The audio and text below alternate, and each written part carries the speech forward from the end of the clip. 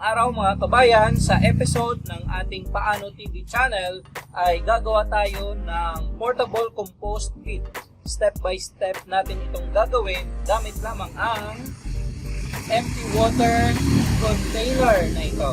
Yan mga kabayan, lalagyan natin ito ng lupa at mga waste material na biodegradable para ma-fertilize ang ating lupa na gagamitin sa pagtanim ng ating mga halaman. Maganda ito na gagawin natin kung wala tayong space na pagtatamnan ng lupa mismo sa ating mga bakuran katulad nito. Ayan mga kabayan. So without further ado, let's go!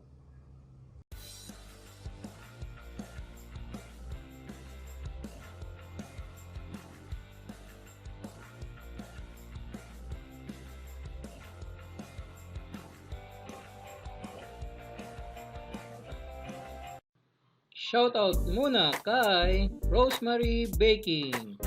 Best of luck po sa channel mo. Heto na ang step by step na paraan kung paano gumawa ng portable compost pit. Step number 1. Hatiin ang plastic container gamit ang cutter or gunting. Caution: ingatan na huwag masugatan ang sarili.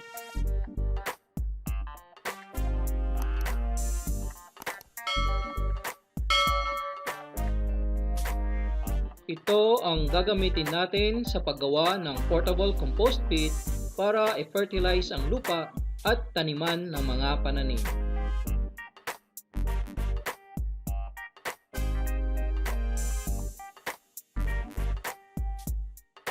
Step number 2. Tanggalin ang takip at butasan ang base ng plastic container.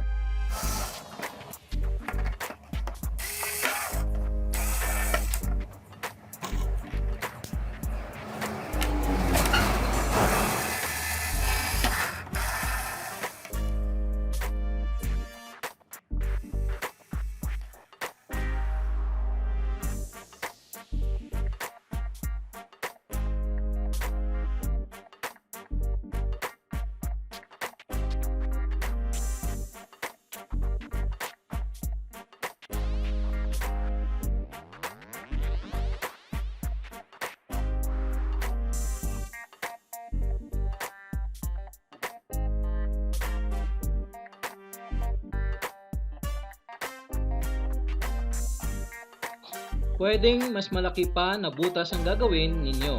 Caution: iwasang masugatan ang mga kamay habang ginagawa ito. Step 3. Lagyan ng lupa ang container. Huwag muna ito punuin.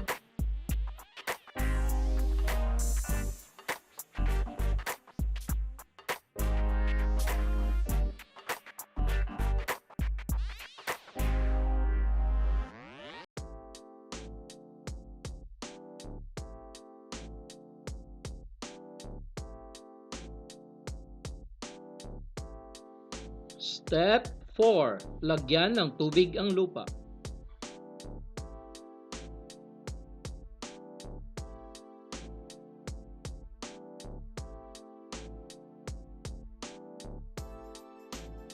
Step number 5. Cut into small pieces ang mga biodegradable o nabubulok na mga basura tulad ng balat ng saging, mangga o papaya.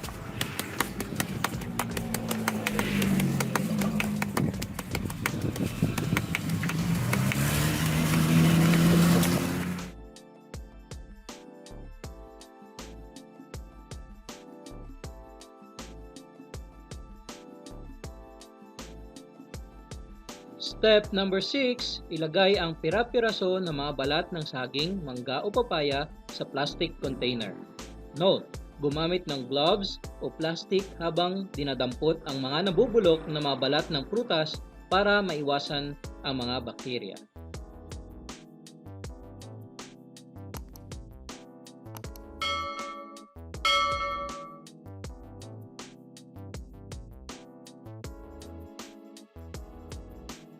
Step number 7, lagyan ulit ng lupa ang plastic bottle para matabunan ang nabubulok na mga basura.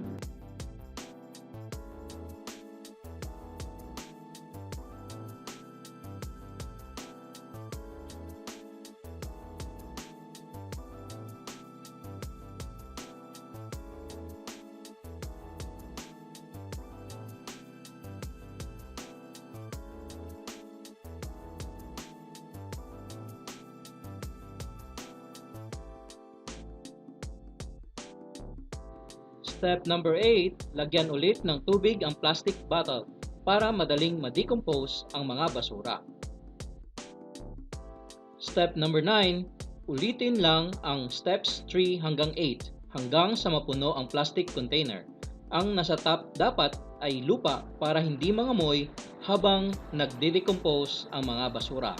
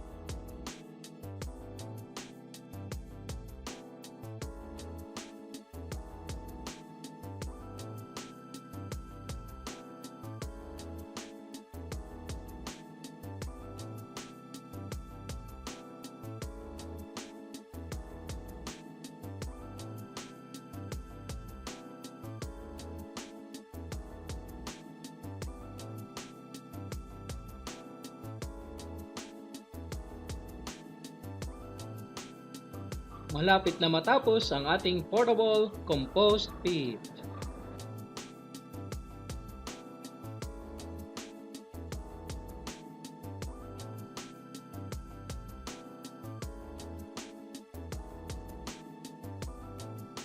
Heto na ang ating portable compost pit.